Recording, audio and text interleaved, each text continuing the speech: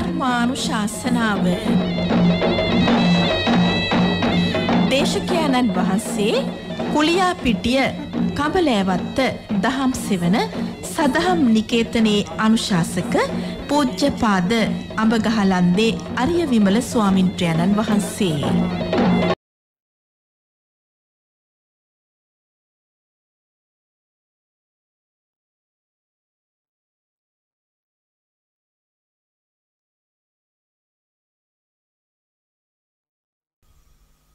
समन्ता चक्रवालेषु अत्रा गच्छन्तु देवता सद्धम्मं मुनिराजस्य सुनन्तु सग्गमुक्तं ධම්මස්සවන කාලෝ අයං බදන්තා ධම්මස්සවන කාලෝ අයං බදන්තා ධම්මස්සවන කාලෝ අයං බදන්තා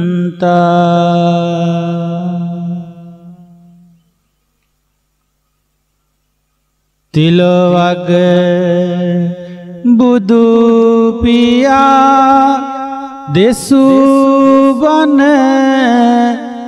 අසන්නට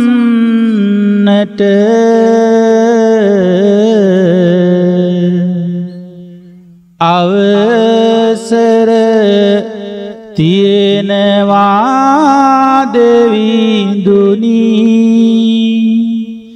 වඩින්නට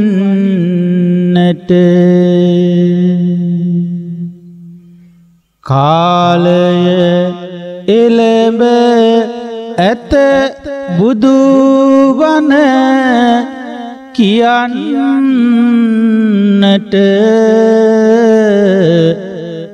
දෙවියොත් වඩීවාන් අද බන අසන්නට දෙවියොත් වඩීවාන් අද බන අසන්නට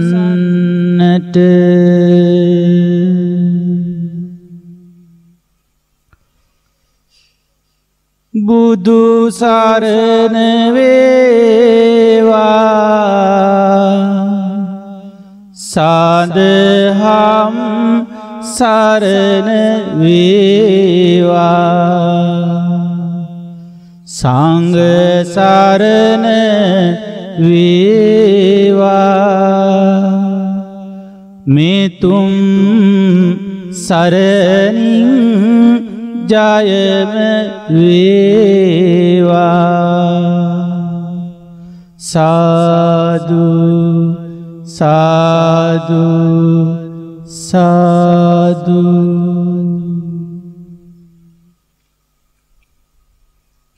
සද්ධාවන්ත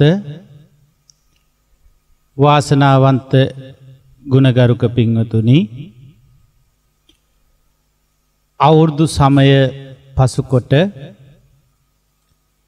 බක් මාසයේ පුර 15ක පුන් පොහෝ දවස එළඹිලා මේ පින්වතුන් උදෑසන පෙහෙවත් සමාදන් වෙමින් තම ධර්මානුකූල දිවි පෙවෙත අර්ථවත් කරගන්නට ශාසන බ්‍රහ්මචර්යාවේ යෙදීම පිළිබඳව වඩාත් උනන්දුවෙන්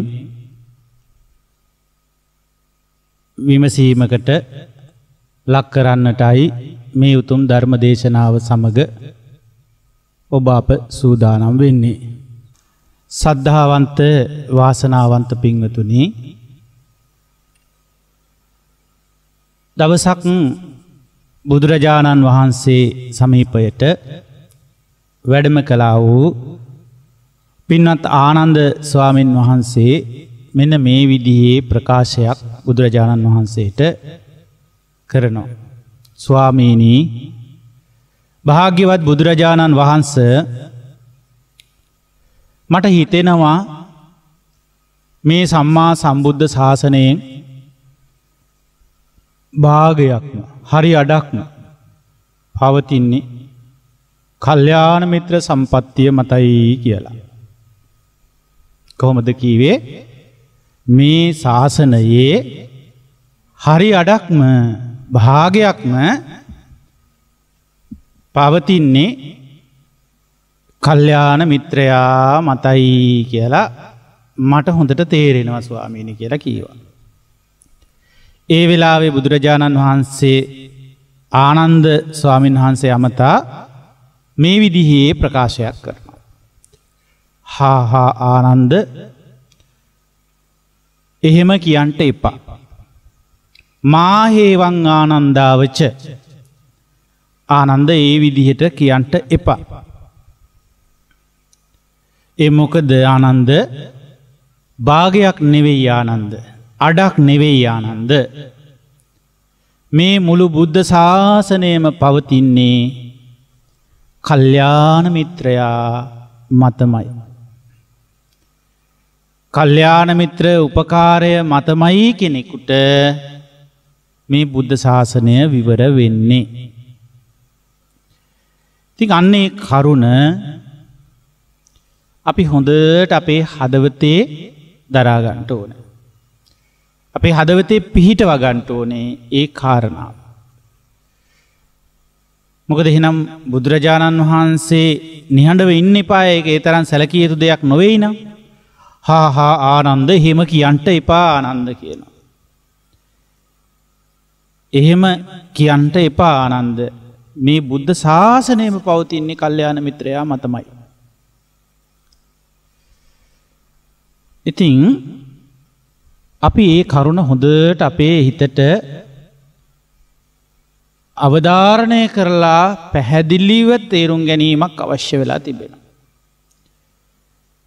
මොකද මේ හැම යුගයකම මිනිස්සුන්ට එහෙනම් බුද්ධ ශාසනය මගහැරෙන්නේ කොහොමද? හැම බුද්ධ ශාසනයකදීම බුදුරජාණන් වහන්සේලා කල්යාණ මිත්‍රයන් වහන්සේලා බවට පත් වෙලා මේ ශාසනය විවර කරලා පෙන්වනවා. ඉතින් මේ කල්යාණ මිත්‍ර ඇසුරට සමීප වෙන්න බැරිවීම නිසා තමයි එහෙනම් හැම බුද්ධ ශාසනයකම ප්‍රතිඵල ලැබීම කියන කරුණ අපිට ගිලිහිලා ගිහින් තියෙන්නේ. මෙතුවක් කල්ම.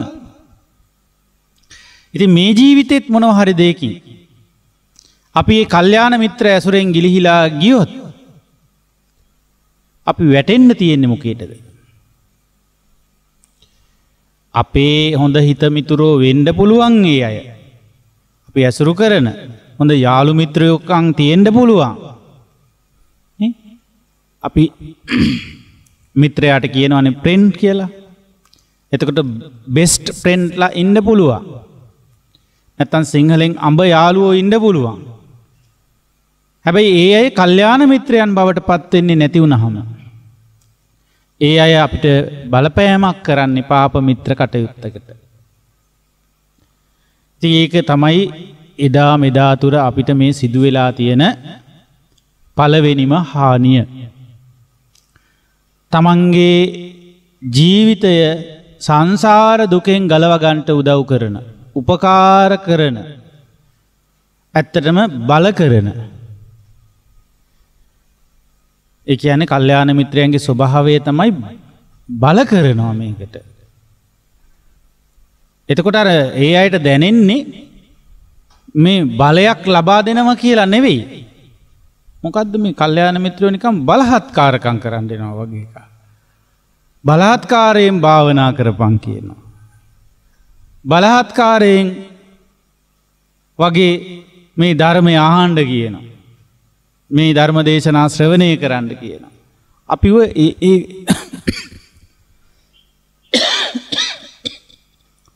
අපිව ඒ ධර්මානුකූල කටයුතු වලට යොමු කරනවා. ඒකට ලොකු බලකිරීමක් කරනවා.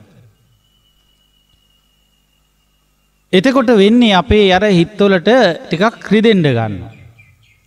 අඩුපාඩුකම් පෙන්නලා දෙනකොට, පෙන්නලා දීලා ඒවා ඉවත් කරගන්න බලකිරීම කරනකොට අපිට දැනෙන්නේ මේ නිවැරදි වෙන්න බල ශක්තියක් සපයලා දෙනවා කියන එක නෙවෙයි, අපිට හරි බලහත්කාරකමක් කරනවා කියලා. පැහැදිලිද කියන්නේ? එතකොට ඒ නිසාවෙන් කල්යාණ මිත්‍ර සම්පත්තිය එදා මෙදා තුර ඉතිහාසය තුල අපි ආපස්සට ඇවිල්ලා බලපුවාම අපිට තියෙන්නේ අහිමි වූ බවක්මයි.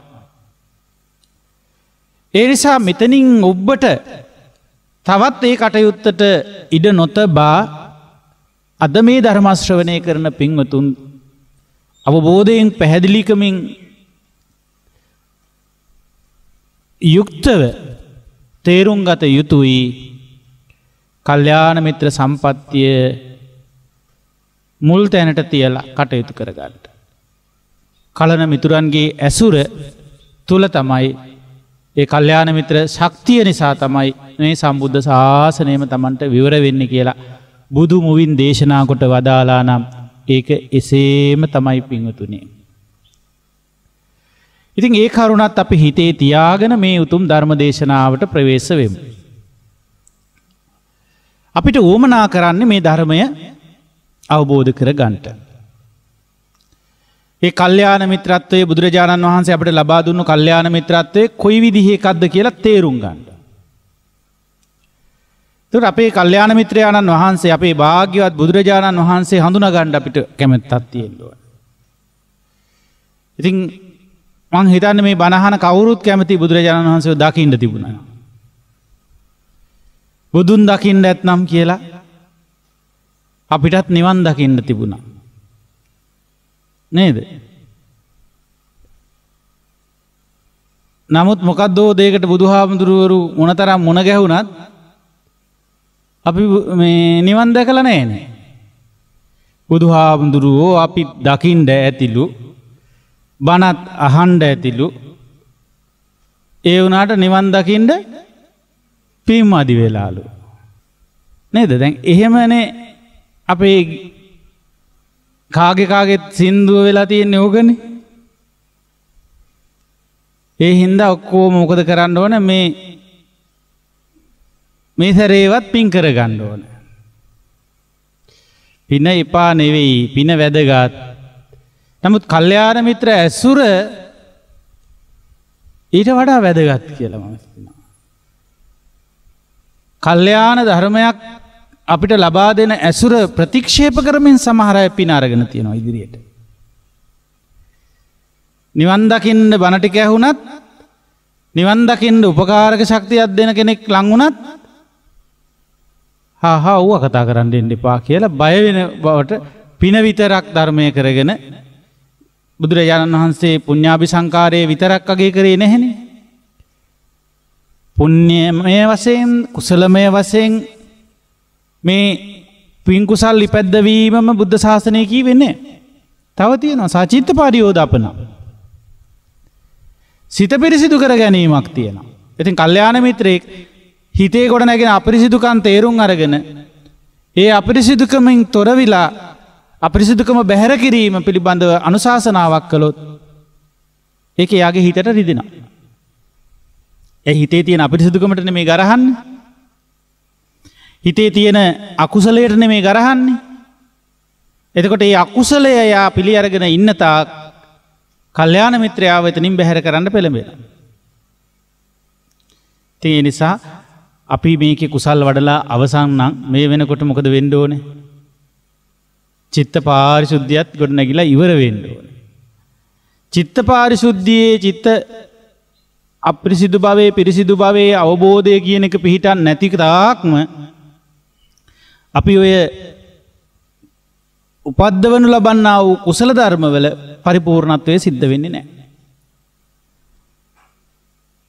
චිත්ත පාරිශුද්ධත්වය අවබෝධයෙන් තේරුම් ගැනීම සමගමයි පුණ්‍ය කුසල ධර්මයන්ගේ පරිපූර්ණත්වයට යන්න පුළුවන්. පුණ්‍ය කුසල ධර්මයන් කෙරෙහි ඇති වෙන අවබෝධය මතමයි පාපයන්ගේ වැළකීම, පාපස් අකරණය සිදු කරන්න පුළුවන්කම තියෙන්නේ. ඒ නිසා මේ කරුණු තුන එකට බැඳිලා තියෙනවා. ඉතින් බුද්ධ අනුශාසනාව තුලින් බුදුරජාණන් වහන්සේව දකින්න කියන එකයි බුදුරජාණන් වහන්සේ දේශනා කළේ. වක්කලී ස්වාමින් වහන්සේට පෙන්වා දුන්නේ වක්කලී ස්වාමින් වහන්සේ කියන්නේ බුදුරජාණන් වහන්සේගේ අසිරිමත් සෝභමාන බුද්ධ ශරීරය දිහා බලාගෙන සතුටු වෙච්ච කෙනෙක්. ඒ මහා සතුටක් සොම්නසක් ලැබූ ස්වාමීන් වහන්සේ නම. ඉතින් අසනීප වුණාට පස්සේ ඒ කර්තව්‍ය උදෙසා උන්වහන්සේට භාග්‍යතුන් වහන්සේ වෙත වැඩම කරන්න බැරුව ගියා. ලෙඩ ඇඳට වෙලා ඉන්න සිද්ධ වුණා. ඊට පස්සේ පණිවිඩයක් අවල භාග්‍යතුන් වහන්සේ එතෙන්ට වඩම්මවා ගන්නත් සිද්ධ වුණා. ඒ වැඩි වෙලාවේ භාග්‍යතුන් වහන්සේ වක්කලී ස්වාමීන් වහන්සේට නැගිට ගන්නවත් බැරුව ඉන්න හැටි දැකලා බොහොම කනස්සල්ලෙන් වේදනාවෙන් හිත ඇවුලෙන් ඉන්නවත් දැකලා වක්කලී ස්වාමීන් වහන්සේගෙන් අහනවා ඇයි වක්කලී දුකෙන් වගේ? ඔබගේ සිල්පදවල එහෙම ගැටලුවක් තියෙනවද? අනේ නෑ ස්වාමීනි මගේ සිල්පදවල ගැටලුවක් නෑ. මම බොහොම හොඳට සිල්පද ටික ආරක්ෂා කරගෙනයි ඉන්නේ. එහෙනම් කුමක්ද වක්කලී මේ හේතුව? ඇයි ඔබ මේ විදිහේ කනස්සල්ලකින් පසුතැවීමකින් ඉන්නේ? ස්වාමීනි ඔබ වහන්සේ දන්නවනේ මං සතුටුුණු විදිය. මං සතුටුුනේ ඔබ වහන්සේ ළඟට ඇවිල්ලා ඔය අසිරිමත් සෝභමාන බුදු සිරුර දැකලා සිත්සේ දැක බලාගෙන බොහෝ සතුටින් කාලය ගත කරපු හැටි ඔබ වහන්සේ නොදන්නවා නොවේ. දැන් මට ඒ විදිහට එන්න විදියක් නැහැ ස්වාමීනි. ඔබ වහන්සේව දැක බලාගෙන විදියක් නැහැ මට දැන්. ඉතින් මගේ හිතේ ලොකු දුකක් තියෙනවා. මගේ හිතේ ලොකු වේදනාත්මක බවක් තියෙනවා ඒ කටයුත්ත කරගන්න බැරි වීම පිළිබඳව. ඉතින් බලන්න ගොඩාක් පන්සල් වලට ගිය වයසක උපාසක අම්මලාටත් අද මේ වේදනා ස්වභාවය හිතේ තියෙනවා. මේ කොරෝනා හැදිලා පන්සලට යන්න බෑ පොයට එන්න එපා කියලා පන්සලට. ලොකු හාමුදුරුවෝ දකින්නවත් නැහැ. වෙනදනම් ලොකු හාමුදුරුවෝත් බලලා පොඩි හාමුදුරුවෝත් බලලා ඔය චෛත්‍ය බෝධියත් වැඳලා මාසෙකට දෙතුන් සැරයක් ගිහිල්ලා එන්න යනවා. දැන් මාස ගානකින් එන්න එපා කියලා. විශේෂයෙන් වැඩිහිටි උපාසකම්මලාට වැඩිහිටි උපාසක තාත්තලාට එන්නම එපා කියනවා. මේ තියෙන කොරෝනා වසංගත ස්වභාවයත් සමග. ඉතින් ඒ අය තමයි වැඩිපුරම මේවට සමීප වෙලා ගොඩාක් මේ දේවල් කරගෙන ගිහින් තියෙන්නේ.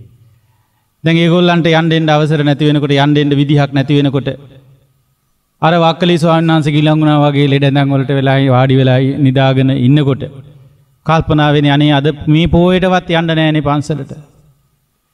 උඟ දවසකින් ලොකු හාමුදුරන්ගේ මූණ බලන්න බැරුව ගියා. හරි දුකක් මට හිතේ තියෙන්නේ කියලා කල්පනා කර කර ඉන්න අය අද දවසේ ගොඩාක් මේ දේශනාව හොඳට අහන්න. ඒ උපාසක පිරිසට බුදුරජාණන් වහන්සේ දීපු පිළිතුර හරිම වැදගත්යි. මොකද්ද? අලං වක්කලී කිං එමිනා පූතිකායේන දිත්තේන. අත්හැරලා දාන්න වක්කලිය. මේ කුණු වෙලා යන පූතිකාය කියලා කියන්නේ. සැරවේ හැදිලා අපවිත්‍ර බවට පත් වෙලා යන මේ කයක් දිහා බලාන ඉඳලා ඇති ඵලය මොකද්ද වක්කලිය? කොහොම බෑ වක්කලි. යෝකෝ වක්කලි ධම්මං පස්සති සෝමං පස්සති. වක්කලිය යම් කිසි කෙනෙක් මා මේ කියා දෙන ධර්මය දකින්නේ නම් සෝමං පස්සති. ආන් ඒ පුද්ගලයා මාව දකිනවා. ඒ නිසා වක්කලි ධර්මයම දකින්න උත්සාහ කරන්න. ඒ නිසා ඒ වක්කලී ස්වාමීන් වහන්සේට වගේ අද විහෙර විහාරවලට යා ගන්න බැරි අය මොන යම් හේතුවක් තුල හරි අපිට අද දවස ගෙදර ඉඳගෙන ශෝක කරමින් දුක් වෙමින් පසුතැවෙමින් ඉඳ හිතෙනවා නම් ඒක බුදුරජාණන් වහන්සේ අගය කළේ නැහැ. ලෙඩක් නිසා වෙන්න පුළුවන් යන්න බැරි. වෙන ප්‍රශ්නයක් නිසා වෙන්න පුළුවන් යන්න බැරි. වයස නිසා වෙන්න පුළුවන් යන්න බැරි. ඒ ප්‍රශ්න ගැන හිතානේ දැන් ඔබ ඉන්නේ.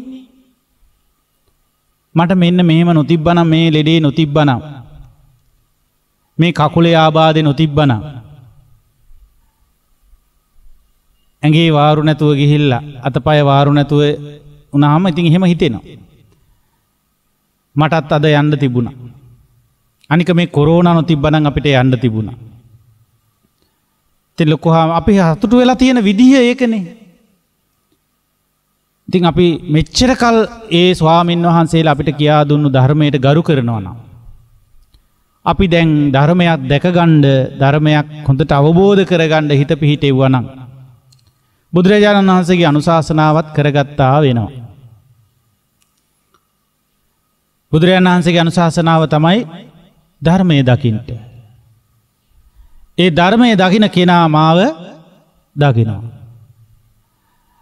ඒ වගේම බුදුරජාණන් වහන්සේගේ ශ්‍රාවකයන් අතර ප්‍රඥාවෙන් අග්‍රේශ්වර ධර්ම සේනාධිපති සාරිපුත්ත මහරහතන් වහන්සේ ප්‍රකාශ කරනවා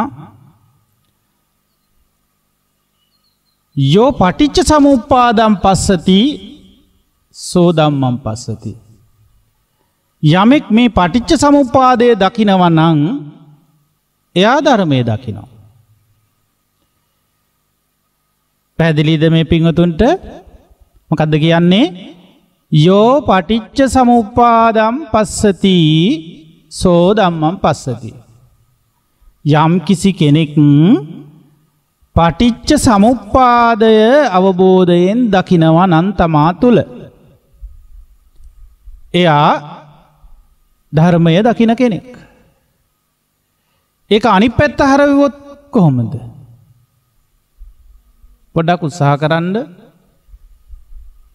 පුංචි මොහොතක් උත්සාහවත් වෙන්න. ඒක අනිත් පැත්ත හරව ගන්න. තේරෙන්නේ අනිත් පැත්ත හරවලා බලන්න. අනිත් පැත්ත හරවලා බලුවොත් තමයි අපි කොතනද කියලා අපිට තේරෙන්නේ. දැන් අපි ධර්මයේ දැකපු අය වගේ හිතන අය ඉන්නවනේ. ඒ අය බලන්න තමා තුල පටිච්ච සමුප්පාදය තමා දකින්නවද කියලා. එතකොට පටිච්ච සමුප්පාදය දකින්නවද තමා දකින්නවද? පටිච්ච සමුප්පාදය පේනවද මම පේනවද? මම පේනවා නම් තමාව පේනවා නම් පටිච්ච සමුප්පාදය පේනවා වෙන්න විදියක් නැහැ. පැහැදිලිද මේ කියන කරුණ? පටිච්ච සමුප්පාදය පේනවා නම් තමාව පේන්නේ නැති වෙලා යනවා. චරිතේ ලොකුවට දැනෙන්නේ නැති වෙලා යනවා. චරිත නිකන් සවුත්තු වෙනවා. නේ? චරිතේට ලොකු තැනක් දැනෙන්නේ නැහැ. ලොකු ඉඩක් නැහැ එතන. ඇයි? පටිච්ච සමුප්පාදේ මතුවෙනවා. පටිච්ච සමුප්පාදේ මතුවලා පේනකොට දකින්නකොට බුදුරජාණන් වහන්සේගේ ශ්‍රාවක සාරිපුත්ත මහරහතන් වහන්සේ විසින් ප්‍රකාශයක් කළා. මොකද්ද? ධර්ම සේනාධිපතීන් වහන්සේ පෙන්නනවා ඔහු දකින්නේ ධර්මයයි කියලා. ඊළඟට බුදුරජාණන් වහන්සේ වක්කලි ස්වාමීන් වහන්සේට කියපු දේ මොකද්ද? ධර්මය දකිනවා කියන්නේ බුදුරජාණන් වහන්සේව දකින්න. පැහැදිලිනේ? එතකොට ඒ විදිහට තමයි මේක තේරුම් ගන්න තියෙන්නේ. ඉතින් ඒ නිසා පටිච්ච සමුප්පාදය පිළිබඳ අවබෝධයක් අපි ඇති කරගත යුතුද නැද්ද? යුතුයි. පටිච්ච සමුප්පාදය පිළිබඳ විමසීමක් අපි කළ යුතුද නැද්ද? කළ යුතුයි. පටිච්ච සමුප්පාදය පිළිබඳ යම් දැනුමක් තේරුමක් අපි විසින් ඇති කරගත යුතුයි. මොකද්ද පටිච්ච සමුප්පාදය කියලා කියන්නේ? පටිච්ච කියලා කියන්නේ අද ගොඩක් වැරදි අර්ථකථනත් ඉතින් පැතිරෙනවා. අපිට ඒවා නිවැරදි කරන්න වඩා හරි දේ අපි ඉගෙන ගන්න බලමු. පටිච්ච කියන එකේ අර්ථය ප්‍රත්‍ය වීමෙන්. පටිච්ච වෙනවා කියලා කියන්නේ ප්‍රත්‍ය වශයෙන් ප්‍රත්‍ය බවට පත්වීමෙන් තමයි යම් ඵලයක් ගොඩ නැගෙන්නේ. එතකොට ප්‍රත්‍ය වන්නා වූ දේ අපි සාමාන්‍ය භාවිතයේදී නම් හේතු වෙලා කියලාත් කියනවා. ඒත් ඒ ප්‍රත්‍ය වෙනවා කියලා කියනකොට හේතුව කියන වචනේ විතරක් අරගෙන හරියන්නේ නැහැ. මොකද හේතුවත් එක ප්‍රත්‍යක් විතරයි. හේතුවක් එක්ක තවත් ප්‍රත්‍ය එකතු වෙනවා. එතකොට යම් ප්‍රත්‍ය ප්‍රමාණයක් තියෙනවා නම් ඒ සියලු ප්‍රත්‍යයන්ගේ ඒකරාශීත්වයට තමයි ප්‍රත්‍ය වෙනවා කියලා කියන්නේ. එක එක ප්‍රත්‍යවල එක් එක් ප්‍රමාණයෙන් ශක්තිය ලබා දීමක් තියෙනවා. ඒ නිසා මේ ප්‍රත්‍යයන්ගේ විවිධ ශක්තියින් දායකත්වය සපයලා ඵලයක් ගොඩනගනවා. අන්න ඒකට තමයි කියන්නේ පටිච්චව ඒ හේතු ඇති කල්හි ඵලය ගොඩනගෙනවා. ඵලයක් තියෙනවා. හේතු ගොඩනගෙන කල්හි ගොඩනගෙනවා. හේතු නැති කල්හි නැති වෙලා යනවා. ඒ වගේම හේතු නිරුද්ධ වෙනකොට නිරුද්ධ වෙනවා. අන්නේ කතා හතරම අවස්ථා හතරම හොඳට තේරුම් ගන්න වෙනවා මේ කරුණට. ඇති කල්හි ඇත, ඊළඟට ඉපදීමෙන් උපදී, නැති කල්හි නැත, නිරුද්ධ වෙන කල්හි නිරුද්ධ වේ. මොනවද? ප්‍රත්‍ය ඇති කල්හි ඵලය ඇත. ප්‍රත්‍ය උපදිනකොට ඵලය උපදී. ප්‍රත්‍ය නැති වෙනකොට ඵලය නැත. ප්‍රත්‍ය නිරුද්ධ වෙන කල්හි ඵලය නිරුද්ධ වේ. එතකොට අපි මේ ප්‍රත්‍ය කියලා කිව්වේ මොකද්ද කියන වචනේ තේරෙන්නේ නැතුව ගියාට මදි. උපකාරක දේ. ප්‍රත්‍ය කියලා කියන්නේ උපකාරක දෙයට කියන නම. පැහැදිලිද කියන දේ? පරිස්කාරකයක් කියන එක. පරිස්කාරක කියලා කියන්නේ පිරිකර. පිරිකර කියන්නේ පරිස්කාරක කියන්නේ පිරිකර, පිරිකර කියන්නේ පරිස්කාරක. ඔහොම එහාට මෙහාට කර හිටියට තේරෙන්නේ නැහැ. ඔය පිරිකර අරගෙන ස්වාමීන් වහන්සේලාට පූජා කරන ඒවටනේ අපි පිරිකර කියන්නේ. උන්වහන්සේලාට මොනවද මේ පිරිකර ඇසෙන් පූජා කරන්නේ? උපකාර වෙන දේ නේද? සීලවන්ත ගුණවන්ත ජීවිතය පවත්වාගෙන බ්‍රහ්මචාරී භාවයට අනුග්‍රහයක් පිණිස, නිවන් මගට අනුග්‍රහයක් ලබා දීම පිණිස ඒ අනුග්‍රහය සපේන උපකාරය සපේන දෙයක් නේද පිරිකර වශයෙන් පූජා කරන්නේ. එහෙනම් පිරිකර කියන එකේ පැහැදිලි තේරුම තමයි මොකද්ද? උපකාරක දේ. ඉතින් අන්න ඒ වගේ උපකාරක ශක්තියක් ලබලා දෙන දෙයට තමයි කියන්නේ ප්‍රත්‍ය කියලා. ඒ ප්‍රත්‍ය තියෙන වෙලාවෙත් ඵලයක් තියෙනවා කියනවා. ප්‍රත්‍ය ඇති වෙනකොට ඵලයක් ඇති වෙනවා. එතකොට මේකේ තියෙනවා ප්‍රත්‍ය සමගින්ම උපදින ලක්ෂණයක් ඒකේ තියෙනවා. ප්‍රත්‍ය කියලා කියන දේ පටිච්ච. ප්‍රත්‍ය ඇති කල්හි ඇති බවකුත්, උපදින කල්හි උපදින බවකුත්. ඒ කියන්නේ ප්‍රත්‍ය සමගව උත්පාදනය වෙන ලක්ෂණයක් ඒකේ තියෙනවනේ ඵලේ. ප්‍රත්‍ය සමගව උත්පාදනය වෙන ලක්ෂණය නිසා පටිච්ච සම උප්පාද ලක්ෂණය තියෙනවා. ප්‍රත්‍ය සමගව උපදින ලක්ෂණය. එතකොට ඇත්තටම මේ උපාදේ කියලා කියන්නේ අර ඵලය උපද්දවන දේට උපද්දවන්න පාදක වෙන දේ. ඒ ප්‍රත්‍යමයි. ප්‍රත්‍ය පාදක කරගෙන තමයි ඵලය උපදින්නේ. ඒ නිසා උපාදය කියන වචනේනොත් ප්‍රත්‍ය ටික හඳුන්වනවා. ඵලය වෙන්නේ උප්පන්න දේ. ඉපදුන දේ. ඒ නිසා ඒකට නමක් දෙනවා උප්පන්නය.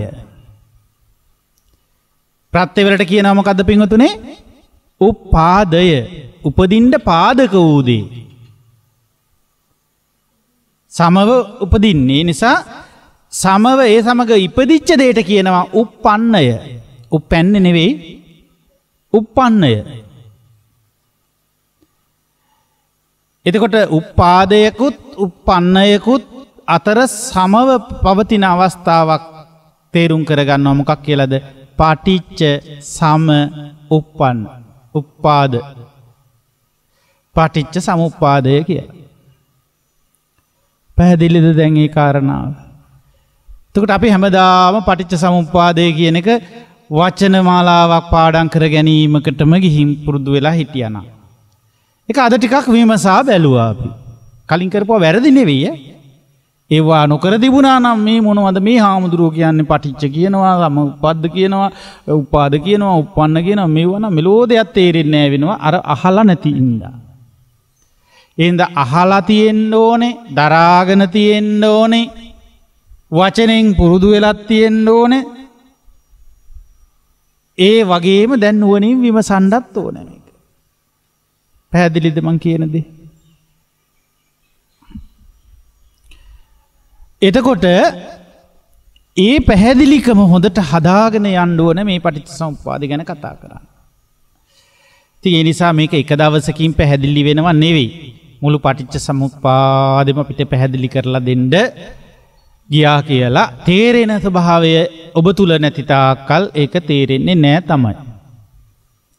ඉතින් ඒ නිසා මේක තේරුම් ගැනීම පිණිස විමසන ලස්සන පිළිවෙලක් බුදුරජාණන් වහන්සේ දේශනා කරලා තිබෙනවා. අපිට තේරෙන තැනකින් පටන් ගන්න දෙනවා.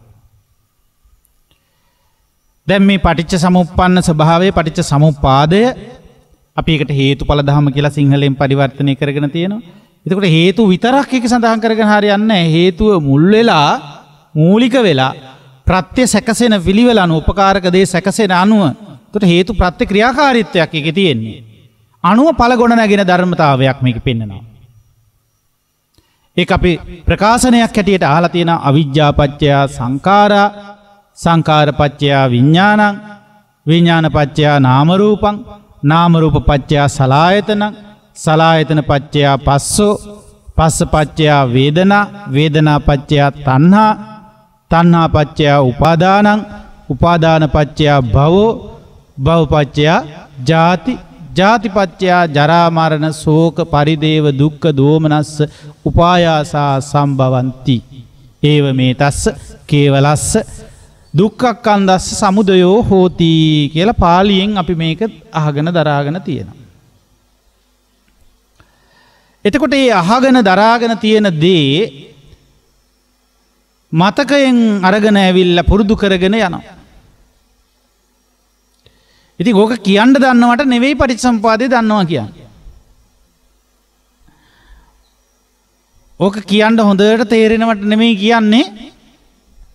ඔව් එහාටයි මෙහාටයි කියන්න පුළුවන්කමට නේ? සමහර අය හිතාගෙන ඉන්නවා මට නම් සෑහෙන අවබෝධයක් තියෙනවා පටිච්චසමුපාදය ගැන කියලා. ඉතින් ආනන්ද ස්වාමීන් වහන්සේට ඒ කාලේ ඔහොම තේරිලා ස්වාමීනි මේ කට්ටිය කියනවා මේ පටිච්චසමුප්පාදේ හරි ගැඹුරුයි කියලා. අනේ මට නම් එහෙම තේරෙන්නේ මේක හරි සරල දෙයක් වගේ මට තේරෙන්නේ කිව්වා. ඒ වෙලාවේ ආනන්ද ස්වාමීන් වහන්සේට බුදුරජාණන් වහන්සේ කියනවා එතනදිත් කියනවා මා හේවං ආනන්ද කට ආනන්ද එහෙම කියන්න එපා. මේක ගැඹුරුමයි. මේ ගාම්භීර පටිච්චසමුප්පාදය නොතේරීම නිසා තමයි මේ මිනිස්සු මේ මහා විශාල අවුලකට පැටලි ඉන්නේ. නේ? හරියට පෙන්නනවා අර මීයන් විසින් කාලා දාපු නූල් ගුලියක්. පැටලිච්ච නූල් ගුලියක් ලෙහා ගන්න බැරුව දඟලනවා වගේ. පැටලි යනවා මිසක ලෙහා ගන්න බෑ. ආන් ඒ වගේ ලෙහා ගන්න බැරි ප්‍රශ්නයක් අර්බුදයක් බවට පත්ලා තියෙන්නේ මේ පටිච්චසමුප්පාදය. ඒ නිසා ආනන්ද මේක ගැඹුරුමයි කියන. ඔබ ඔය විදිහට යන්න එපා සරලයි කියලා. ඉතින් එහෙනම් අපිටත් මේක ටික ටික හරි අපේ හිතේ ලෙහෙන තැනකට මේ කුසලයේ වැඩේවා කියන අදහසත් එක්ක අපි මේක විමසන්න හොඳම තැනින් අපිට තේරෙන තැනකින් මේ විමසීම ආරම්භ කරන්න ඕනේ. ඉතින් මා ඇත්තටම පටිච්චසමුප්පාදය මූලික කරගත්තාට මගේ අදහස තියෙන්නේ ඊටත් වඩා පැහැදිලි ධර්මතාවයක් තියෙනවා මේ වැඩපිළිවෙල අවබෝධ වෙන විදියට. ඉතින් ඒකත් එක්ක එකතු කරගන්නයි මම මේ අදහස් කරන්නේ. ඉතින් අපි මේ පළවෙනි ධර්ම දේශනාවෙන් ඊට අවශ්‍ය කරන සුදුසුකම සකසා ගන්නවානේ. ඔබ දන්නවනේ අපේ ධර්ම දේශනාවල රටාව. එක ධර්ම දේශනාවෙන් ඔක්කොම කියලා දාලා හලලා දාලා ඉවර කරන්නේ නැහැ. යම් පසුබිමක් හදනවා පළවෙනි දේශනාවේ. දේශනාවෙන් දෙකෙන් පසුබිම වෙන්න පුළුවන්. දෙකෙන් තුනෙන් හතරෙන් ඊගාව අවසන් වෙන ඒවායින් තමයි ඒක හොඳ තලයකට ගෙනල්ලා පැහැදිලි කිරීම කරගන්න. එහෙම නැතුව බෑ. මේකට කාලය ඕනේ. එහෙම වෙන්න ඕනේ. හිතක් වැඩෙන විදිහට තමයි මේක පැහැදිලි කරලා දෙන්න පුළුවන්. ඒ නිසා ඔබට මේ ධර්මය අහද්දී එක දිගට පැය 4-5ක් බණ අහන්න බැරි නිසා අපිට පැයේ හැමාරේ කොටස් වලට කඩා ගනිද්දී සිද්ධ වෙනවා පළවෙනි එකේදී ආරම්භය විතරක් කියලා නවත්ත ගන්න. දැන් මේ දේශනාවට බලන්නකො පසුබිම හදාන එනකොටම කොච්චර කාලයක් ගිහින්ද කියලා. ඉතින් ඒ නිසා ඒක මට වෙන විදිහක් හුරු නෑ. මට පුරුදු විදිහ මේක. ඒ නිසා මං හිතනවා මේක තමයි ප්‍රතිඵලදායී ක්‍රමය. වඩාත් පැහැදිලි විය යුතු තැන් අපි එහෙම අවධාරණයෙන් කතා කරගෙන අපි ඉස්සරහට යමු. ඉතින් මේකෙදි බුදුරජාණන් වහන්සේ මේ විමසන ක්‍රමය පැහැදිලිව පෙන්නලා දෙනවා. ඒ තමයි ජරා මරණ ශෝක පරිදේව දුක් දොම්නස් පිළිබඳව කල්පනා කරලා බලන්න කියනවා මුලින්. මොනවාද බලන්න කියන්නේ? ජරා මරණ ශෝක පරිදේව දුක් දොම්නස් දිහා බලන්න කියනවා. ඇත්තක් තියෙනව නේද? මිනිස්සු ජරාවටපත් වෙලා ශෝක කර කර හඬ වැළපි සෝසුසුම් හෙලහෙලා නෙවෙයිද මේ ජීවිතේ ඉස්සරහට ඇදගෙන යන්නේ? එහෙම කතාවක් නැද්ද? තියෙනවනේ. එතකොට මේ ජරා මරණ ශෝක පරිදේව දුක්ඛ දෝමනස්ස පිළිබඳව මිනිස්සුන්ට ඒකට අවබෝධයක් නැහැ. ඇයි ඒ ගැන හිතන්න කල්පනා කරන්න පටන් අරගෙන නැහැ. තමා තුළ එහෙම එකක් තියෙනවා මේක කියලා අමතක වෙලා නැද්ද ගොඩක් අයට වැඩ කරද්දී? දැන් පසුගිය අවුරුදු 9 අපි දැක්කා මිනිස්සුන්ට ජරා මරණ පිළිබඳ හැඟීමක නෙවෙයි ඉති කොහොම හරි කෑම පිළිබඳ පොර කෑම, ඇඳුම් පිළිබඳ පොර කනවා, රටේ ආර්ථික ප්‍රශ්න තියෙනවා, රටේ මේ කොරෝනා සම්බන්ධ ප්‍රශ්න තියෙනවා, උවදුර බොහොම ඉහළට ඉසෝසවගෙන එනවා. මිනිස්සුන්ට ඒව ගානක්වත් නැහැ. ජරා මරණ මේ ලෙඩ රෝග පැතිරෙනවා, මේවා වැළඳෙන්න ඉඩ කඩ තියෙනවා, මේවට ගොදුරු වෙන්න පුළුවන්කම තියෙනවා කියලා මිනිස්සුන්ගේ හැඟීම නැහැ. ඉතින් එහෙනම් Taman තුල තියෙන මේ ජරා මරණ ප්‍රශ්නේ දකින්න නැත්නම් ඉතුරු පටිච්ච සමුපාදයේ ඉතුරු අංග ටික දකීවි කියලා ඔබට හිතෙනවද? මිනිස්සුන්ට මැරෙන්න කලින් කාලා මැරෙන්න තිබුත් ඇති කියලා හිතන එකක් තියෙන්නේ. දැන් නැත්තම් මැරෙන්නේ නැහැ කියන අදහසද තියෙන්නේ? කෑවොත් නම් මැරෙන්නේ නැතුව හිටිය හැකි කියලා වගේ හිතෙන්නේ. හොඳට ජැන්ඩියට ඇඳ පැළඳගෙන හිටියොත් මැරෙන්නේ නැහැ වගේ එකක් හිතෙනවා. කොහොම හරි මේ ලොකු ගාණක් ලොකු ලාභයක් මේ දවස්වල හොයාගන්න පුළුවන් කාලේ මේක සීසන් 9නේ කියලා හිතන්නේ. එහෙම කරලා වෙලෙන්ද මිරිස්ස නොඑක් වංචා කරනවා. නොඑක් වසවිස වලින් මේවා ආහාර ආදී දේවල් කල් තබාගෙන මිනිස්සුන්ට අර කුණු කොල්ලට කුණු වෙලා යන්න තියෙන දේවල් ආපහු අලුත් කර විකුණ ගන්නවා. ලොකු ලාභයක් මේ සීසන් එකේදී හොයාගන්න පුළුවන් කියලා. මේ සීසන් එකේ තමයි ඩැමේජ් වෙච්ච ඇඳුම් ටික විකුණ ගන්න. මේ සීසන් සමයේ තමයි නරක වෙච්ච ආහාර ටික විකුණ ගන්න ලේසි. කල්පැනපු ඒවා යලි පැකට් කරලා අරගෙන හරි ආපහු තොග පිටින් අඩු මිලට සේල් දාලා විකුණ ගන්න කාලේ තමයි මේ සීසන් සමය. ඒ මිනිස්සු අහුවෙන කාලේ මේක. ඇඳුමක පොඩි ඩැමේජ් එකක් තිබුණා කියලා වෙනදා වගේ තෝරා ඉන්න තෝරනවා තමයි. නමුත් අහුවෙන ප්‍රමාණය අනන්තයි. ඇයි වෙහෙසිලා මහන්සි වෙලා තෝරලා ඉන්න වෙලාවක ඔය එකක් අහුනාම එහෙම මෙහෙම බැලුවා ගන්නවා ඉතින්. ඇති වෙලා අනින්නේ තෝරන කෙනාට ඇති නොවුනත් එළියට එනකම් බලාගෙන ඉන්න කෙනාට ඇති වෙලා අනින්නේ. දැන් තෝරන්න ඕනකම හිතේ තිබුණත් මේ බැනුම් අහන්න බැරි නිසා එළියට එනකොට අපි ඉක්මනට තියෙන දෙයක් අරන් එනවා. මේ කාලේ ඉතින් ඔය යන එක තමයි ලොකුම අවුල. එතකොට දුස් කියනව නෙවෙයි මේ අවුරුදු සමයක් කියලා. අපේ බුදුදහමේ තියෙන ක්‍රමවේදයක් නෙවෙයි මේ. අපිට බුදුදහමේ අලුත් අවුරුද්දක් නව වසරක් නව බුද්ධ වර්ෂයක් උදා වෙන්නේ වෙසක් මාසෙදී. මේවා ඉතින් එදා ඉඳලා මිනිස්සු පාරම්පරිකව සාම්ප්‍රදායිකව අර අනිත් ආගම් එක්ක සහජීවනයේ යන්න ගිහින් කරගත්තු දේවල් මේ. නේ? හින්දු අයගේ අවුරුද්දෙන් පොඩ්ඩක් අපිත් ඉල්ලගත්තා සිංහල අය. දැන් මේ දෙකම දාගෙන දා ගන්නවා සිංහල හින්දු අලුත් අවුරුද්ද කියලා. නමුත් සිංහල බෞද්ධයින්ට හොඳ අලුත් අවුරුද්දක් තියෙනවා. මොකද්ද?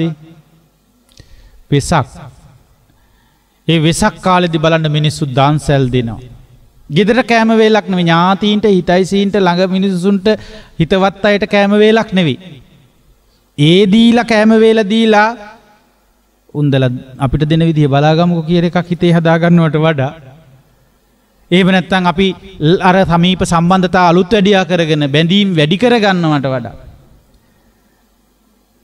වෙසක් කාලේදී දන්සලක් දෙද්දි අපේ හිතවත් අයට විතරක් කන්න දෙන්න කියන්නේ. කවුද යන්නේ කොඩිය අල්ලලා නවත්තනවා පාරේ. එයාලා දුප්පත්ද පෝසත්ද මොනවත් වැඩක් නැහැ. පොහොසත් අයගේ වාහනයටත් කොඩිය අල්ලනවා. දුප්පත් අයගේ කරත්තටත් කොඩිය අල්ලනවා. දෙගොල්ලන්ට එකම විදිහේ සිනාමුසු මුහුණෙන් සංග්‍රහ කරනවා. ප්‍රිය වචනේ එතන නැද්ද? දානේ එතන නැද්ද? සමානාත්මතාවයේ එතන නැද්ද? තමන් සතු දේවල් අතහැරීමට පුරුදු කරන අර්ථවත් බව, අර්ථ චර්යාව එතන නැද්ද? හරි ලස්සනයි මේ වෙසක් කාලේ ජීවිතය. ඒ වෙසක් සමය හරි සුන්දරයි. කොටසක් මිනිස්සු සිල් ගන්නවා වැඩිපුර. තව පිරිසක් ඒ සිල් ගන්න පිරිසට දානේ හදනවා. විවිධ විදිහට දානේ ටික සකස් කරලා පිළියෙල කරලා හරි ආසාවෙන් සතුටෙන් පූජා කරගන්නවා. අතහැරලා මෙච්චර සතුට වෙන යුගයක් බලන්න වෙන කාලයක් තියෙනවද කියලා? මිනිස්සු බදාගෙන සතුටු වෙනකොට අනිත් කාල පරිච්ඡේදයන්ගේ වෙසක් කාලයේදී බෙද බෙදා සතුටු වෙනවා. බෙදාගෙන සතුටු වෙනවා. ඒ නිසා මේ අවුරුද්ද හරි සුන්දරයි. කුසල පුණ්‍ය ධර්ම පිරෙන අවුරුද්දක් පටන් ගැම්මා. ඒ නිසා අපි ඒ ගැනත් සැලකිල්ල යොමු කරගමු මේ දේශනාව අතරතුරේදී. එතකොට එහෙම පින්කම් කරගෙන අපි මැරෙන මිනිස්සු කියන කතාව මතක් කරගන්නවා. අපි ලෙඩ වෙන මිනිස්සු අපි ලෙඩුන්ට උදව් කරන්න ඕන. අපි වයසට යන මිනිස්සු මමත් වයසට යන කෙනෙක්. වයසට යන ස්වභාවයට අයිති කෙනෙක්. ඒ ස්වභාවය ඉක්මවලා නැහැ. ඒ නිසා වැඩිහිටියන්ට සලකන කාලයක් වෙනවා ඒක. වැඩිහිටියන් අතින් අල්ලගෙන එක්ක ගිහිල්ලා දන්සලේ කෑම ටික දෙනවා. වැඩිහිටියෝ අතින් අල්ලගෙන ගිහිල්ලා අත හොදවගෙන ළඟට කෑම දානේ එක ගෙනල්ලා පන්සලේ දාන ටික පූජා කරනවා සිල් ගන්න සලස්වලා. ගෙදර ඉන්න වැඩිහිටියන්ට සුදු ඇඳුම් අරන් දීලා අම්මේ තාත්තේ ගෙදරටලා ඉන්න එපා ඔයාලා සිල් ගන්න යන්න අපි දාන ටිකත් හදාගෙන එනවා පන්සලට. අද ඔයාලා සිල් ගන්න ඕනේ වෙසක් දවස. අන්න උනන්දු කරනවා වැඩිහිටියන්ට නියම සැලකීම කරනවා. එයාලා තුල බුදුරජාණන් වහන්සේ කෙරෙහි බුද්ධාලම්බන ප්‍රීතියක් ඇති වෙන්න, ධර්මයේ පිළිබඳව හැඟීමක් ඇති වෙන්න, සංගරුවන කෙරෙහි ගෞරවයක් ඇති වෙන්න පන්සලකට විහාරස්ථානයකට පූජනීය ස්ථානයකට යොමු කරවලා එයාලා සීලයක අදිෂ්ඨාන කරවලා සීල් සමාදන් කරවලා ප්‍රත්‍ය පහසුකම් සලසලා දෙන උපකාරක ප්‍රත්‍ය දේවල් අවශ්‍ය දේවල් පිරිකර ආදී දේවල් පූජා කරනවා. ගෙදර ඉඳලා හිතවත්කමට දෙන එක නෙමෙයි එතකොට. පන්සලට ගිහිල්ලා පන්සලේදී අපි තමන්ගේම දෙමාපියන්ට පූජා කරනවා. ගෙදරදී දෙන්නේ නැහැ එදාට. බලන්න ඒ නිසා ඒ අවුරුද්ද හරි සුන්දරයි. පැහැදිලි නේද? එතකොට ඒකත් හිතේ තියාගෙන ජරා මරණ පිළිබඳ වැඩි අවබෝධයක් ඇති කරගන්න කල්පනා කරනවා. දිරණ මිනිස්සු අපි, දිරණ කයවල් මේවා. ලෙඩ වෙන කයවල් මේවා. අපි මේ දරාගෙන හිටියට ලෙඩ දුක් බහුල වෙනවා. ඊට පස්සේ අඬන ජීවිත අපි මේ හැමතිස්සෙම අඬාගත්තු ගමන් ඉන්නේ. වැළපෙන ගමන් ඉපදෙනකොට ඉපදෙන කෙනා අඬාගෙන එනවා. මැරෙනකොට යා නිහඬව මැරිලා ගියාට මරණයට බය යන්නනවා. නමුත් මරණයට පස්සේ ඉතුරු අය යන්නනවා. මේ අඬ වැඩියාව ඉවර වෙන දවසක් ඕනේ කියලා හිතෙන්ද ගන්නවා. ජරා මරණ හිතනකොට. ශෝක කරනකොට පපුවේ අත් ගහගෙන ශෝක කර කර අතට ගත්තු බත්ගුලිය ගිල ගන්න බැරුව පපුව හිර වෙද්දි ශෝකයෙන් හාත්පස දවාලන ශෝකයකින් පපුව වෙලා ගනිද්දි ඒ දුක පිළිබඳව සිහිපත් කරමින් ඒ ජරා මරණ දුක පිළිබඳ විමසීමෙන් ආරම්භ කරන්න කියනවා. මේ විමසීම පටිච්ච සමුප්පාදය එතනින් අවබෝධ කරන තැනට එන්න කියනවා. එතකොට එහෙම හිතනකොට එයාට හිතෙනවා ඇයි මේ ජරා මරණ හටගත්තේ? ඇයි මේ දිරණ මැරෙන ස්වභාවය අපි තුල පිහිටියේ? අන්න එතනදී බුදුරජාණන් වහන්සේ පිළිතුර සපයනවා මේකට හේතුව කුමක්ද කියලා විමසන්න. ඒ හේතුව තමයි ඉපදීම. ජරා මරණ වලට හේතුව තමයි ඉපදිච්ච බව. එහෙනම් මේකේ පටිච්චසමුප්පාද විමසන ක්‍රමය කුමක් ඇතිකල්හි ජරා මරණ වේද? ඉපදීම ඇතිකල්හි ජරා මරණ වේ. එහෙනම් අපිට ආයි ඉපදීමක් හැදි තියෙනවා නම් හැදි තියෙන්නේ මොනවද? ජරා මරණ. ශෝක පරිදේව දුක්ඛ දෝමනස්ස මේ හැදි තියෙන්නේ. එහෙනම් උපදින ස්වභාවයක් අපි හදාගත්තොත් ඒක එහෙමයි. ඉපදීමක් නැති කෙනාට බලන්න සදාතනික නිවනට පත්වෙච්ච ඉපදීම ශය කරපු කීනා ಜಾති කියන තැනට ආපු උතුම් අරහත්වයට පත්වෙච්ච ආර්ය උත්තමයෝ මේ ජරා මරණ දුකෙන් නිදහස් වුණා. ඉපදීම නැති කල්හි ජරා මරණ නොවේ. නැ ඉපදීම නිරුද්ධ වුණා නම් නිරුද්ධ වුණ කල්හි තමයි මේ ජරා මරණ නිරුද්ධ වෙන්නේ. ඒ නිසා ඉපදීම මුල් කරගෙන මේක සිදුවෙන හැටි ඔන්න බලන්න ප්‍රත්‍ය සමව ඵලයක් එක්ක ඉපදීමද පැවතීමද නැතිවීමද නිරෝධයද සිදුවෙන හැටි. අන්න ඒකට තමයි කියන්නේ ප්‍රතිච්ඡ සමුප්පන්න භාවය. ඉතින් ඊට පස්සේ බලන්න කියනවා මේ ඉපදීම නිකන් ඇති වෙන්නේ නැහැ. දැන් බුදුරජාණන් වහන්සේ දේශනා කරන මේ ජරා මරණ නිකන් පැන වෙන්නේ නැහැ. මහණෙනි මම ජරා මරණ ප්‍රත්‍ය සහිතයි කියලා කියනවා. ජරා මරණ වලට ආහාරයක් තියෙනවා. ආහාරයක් කියලා කියන්නේ ප්‍රත්‍යක්. උපකාරක දෙයක්. ජරා මරණ නිකම්ම එනම නෙවෙයි. ඒකට ආහාරයකින් පෝෂණය ලැබෙනවා. ඒ තමයි ඉපදීම කියන දේ ආහාර කරගෙන තමයි ජරා මරණ පවතින්නේ. ප්‍රත්‍ය කරගෙන තමයි පවතින්නේ. ඒ නිසා ඉපදීම නිසාවෙන් ජරා මරණ හැදෙන්නේ. ඊළඟට බුදුරජාණන් වහන්සේ තවත් විමසීමකට ඊට පස්සේ යන්න මඟ පෙන්නනවා. මොකද්ද? එතකොට මේ ඉපදීම කියන්නේ ඉපදීම ගැන විමසන්න කියනවා. එක එක ආකාරවලින් අපි උපදිනවනේ. අම්මා කෙනෙකුගේ කුසක මෝරලා උපදිනවා. ඊළඟට බිත්තරයක් ඇතුලේ කටුවක් අස්සේ මෝරලා උපදිනවා. කුණු කාණුවල ඔය වතුර වලවල් වල තෙත් පරිසරවල ඒ වගේ අර අස්සේ ඒ සත්තු නිකම්ම උපදිනවා. හැදෙනවා ක්‍රමින් ක්‍රමයෙන්. ඒක තමයි එතකොට සංසේදජ උපත කියනවා. පළවෙනි එක ආණ්ඩජ බිත්තර වලින් උපදිනවා. ඊළඟට ජලාබුජ සංසේදජ තව එකක් තියෙනවා ඕපපාතික. එකවර මේ ශරීර ඇතුව පහළ වෙනවා.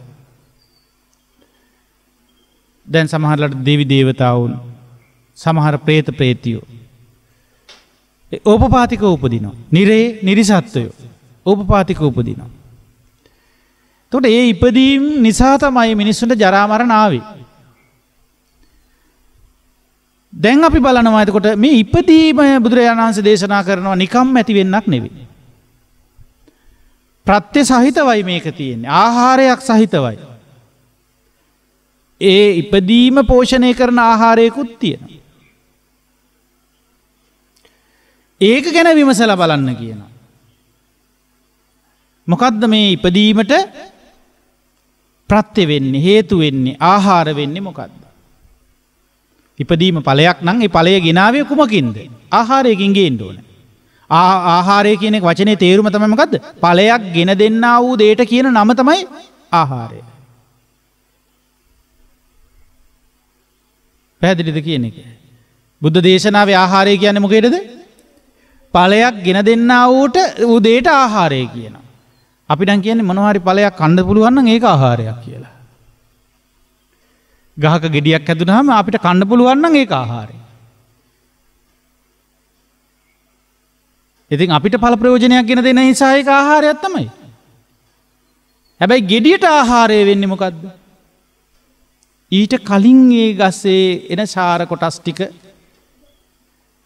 ඒ ගෙඩියට ආහාරයක්. පෝෂණයක්.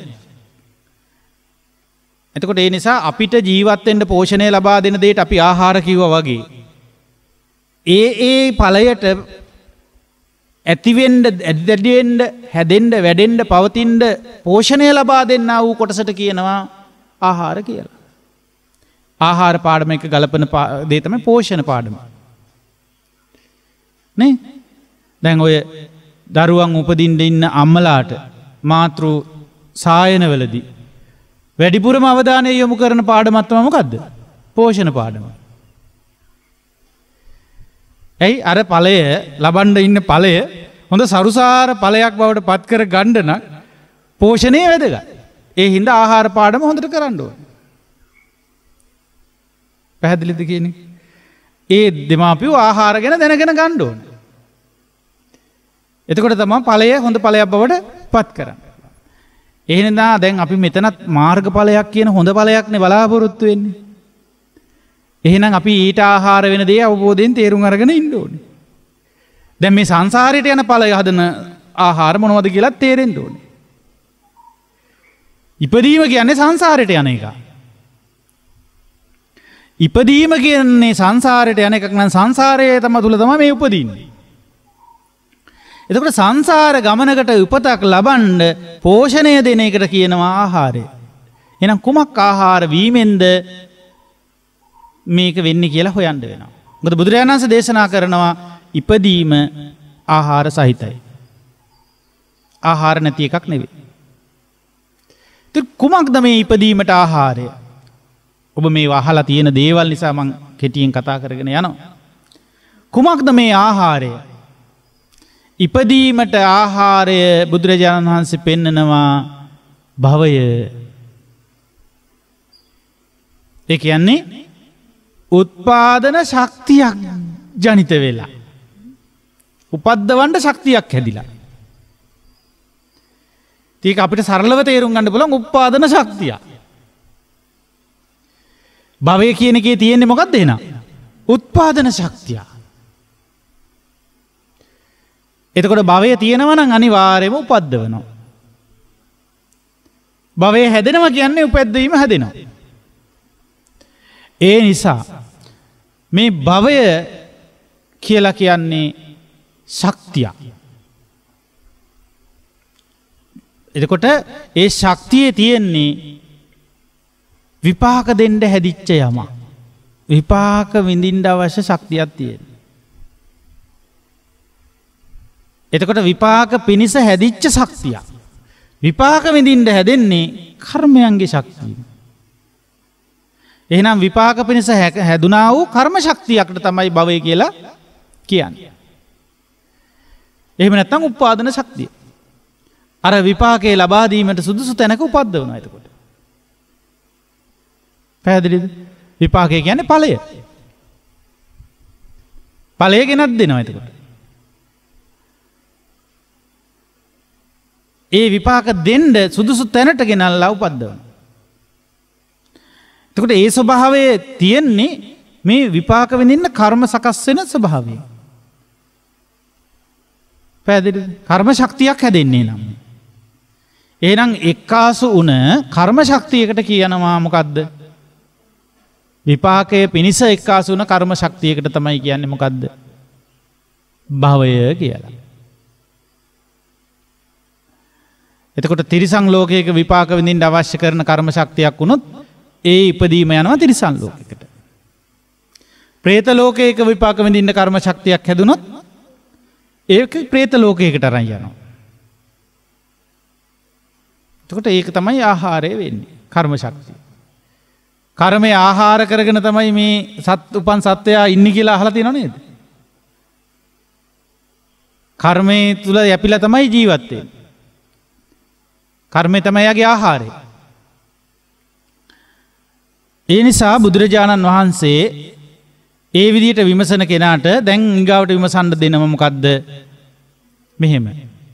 මේ කර්ම ශක්තිය හේවත් මේ භවය ප්‍රත්‍ය සහිතයි කියනවා. ඒකත් හේතුවකින් හටගන්න. ඒකත් ප්‍රත්‍ය වලින් හටගන්න. ඒකත් ආහාර සහිතයි. නොඅනාහාර අනාහාර විදියට ආහාරයකින් තොරව හැදෙන එකක් නෙවෙයි. ඒ හේතුඵල ධම තුලනේ මේක හැදෙන්නේ. පටිච්ච සමුප්පන්නවනේ මේක හැදෙන්නේ. ඉතින් ඔන්න ඔය පටිච්ච සමුප්පාදයේදී ඒකටත් හේතුවක් තියෙනවා. මොකේද? භවයට හේතුවක් තියෙනවා. මොකද්ද භවයට හේතුව? ඔබ අහලා තියෙනවා. ඒක අපිට සඳහන් වෙනවා මොකද්ද? උපාදාන පත්‍ය භව. භවයේ හැදෙන්නේ කර්ම හැදෙන්නේ යම් යම් දේවල් වලට බැඳිලා ගියාම. බැඳිලා යනකොට මේ බැඳිච්ච දේ මුල් කරගෙනමයි කර්ම හැදෙන්නේ. දැන් අපි බැඳිලා ඉන්නේ. බැඳිලා නැද්ද කියලා බලන්නකෝ. කීයක් දේවල් වලට බැඳිලාද?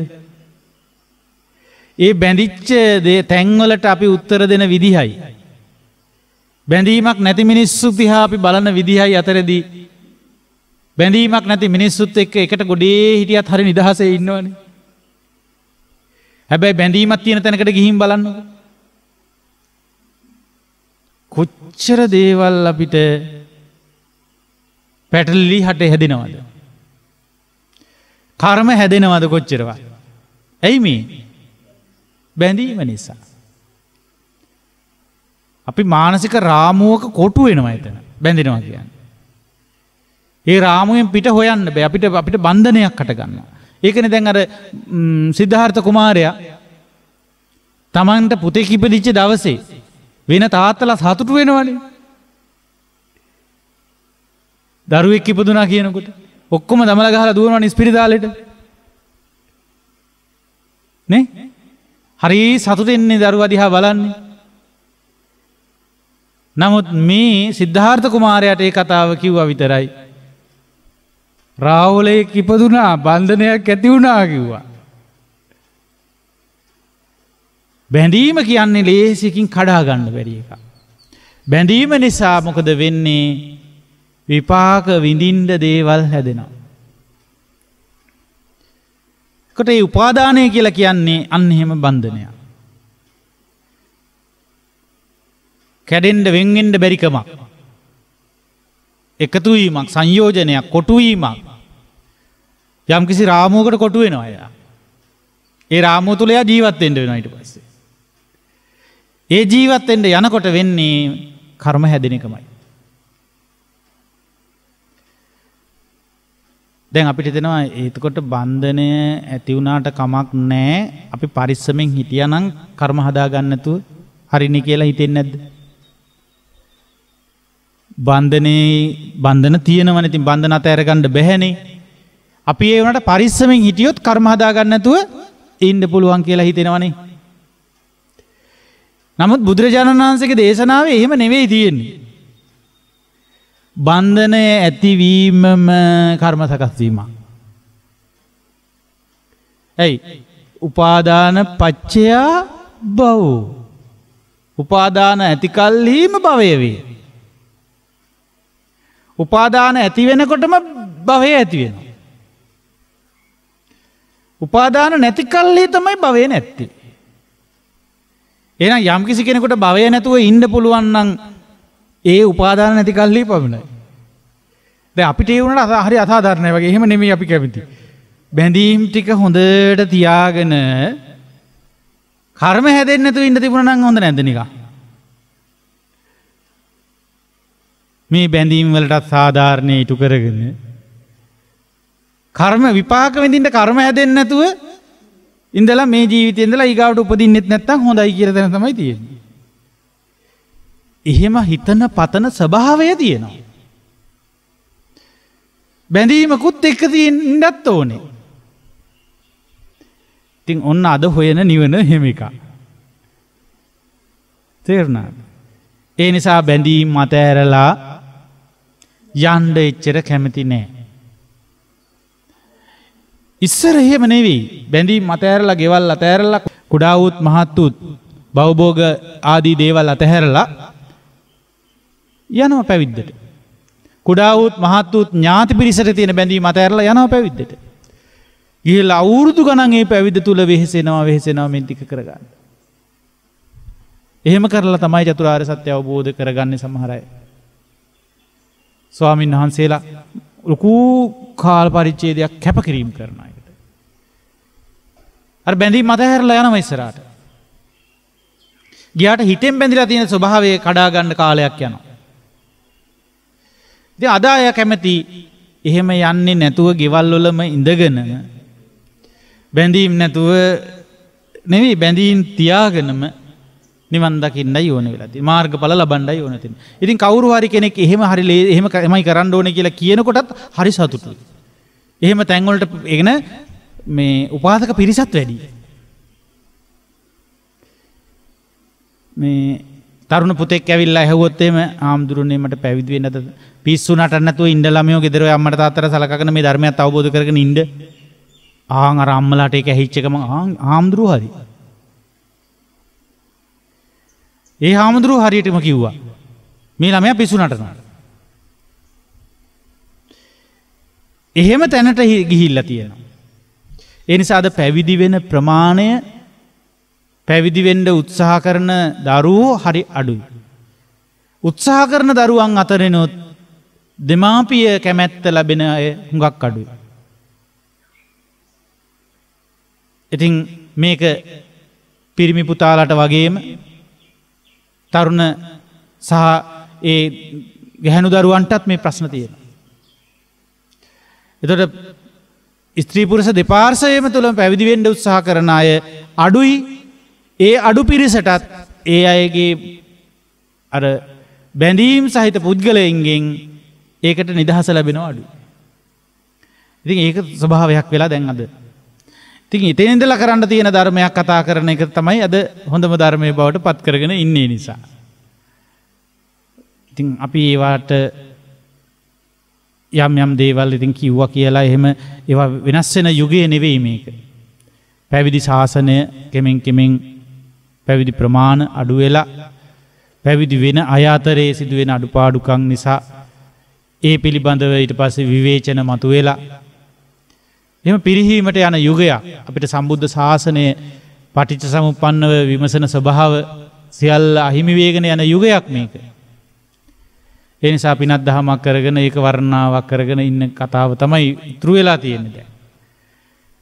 නමුත් ආර්ය ශ්‍රාවක ශ්‍රාවිකාවෝ මේ විමසීම අතහැරිය යුතු නැහැ. මොකක් නිසාද එතකොට අපි මේ කර්ම රැස් කරගන්නේ? බැඳීම නිසා. බැඳීම කිව්වේ උපාදාන. මේ උපාදානයට හේතුවක් නැත්තේ නෑ.